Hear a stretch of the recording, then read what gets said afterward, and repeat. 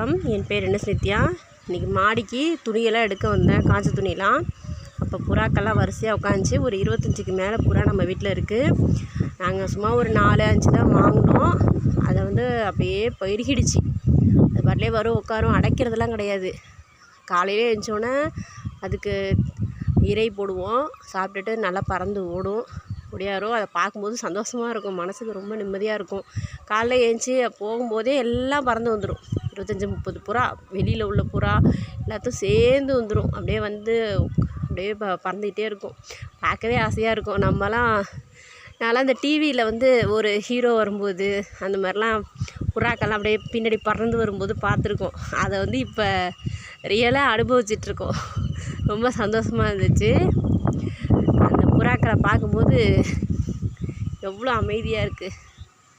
சில புறாக்கள் உடம்பு முடியாமல் இருக்கும். அந்த மாதிரிலாம் சீசனில் உடம்பு முடியாமல் இருக்கும்போது அதுக்கு அந்த மூலிகைகள்லாம் கலந்து மருந்தெல்லாம் தயார் பண்ணி அதெல்லாம் ஊற்றுவாங்க எங்கள் வீட்டுக்காரவங்க. என் கணவருக்கு தான் ரொம்ப விருப்பம் புறாக்கள் வளர்க்குறதுல. இந்த கோழி மாடு வளர்க்குறதுலாம் ரொம்ப ஆர்வம்.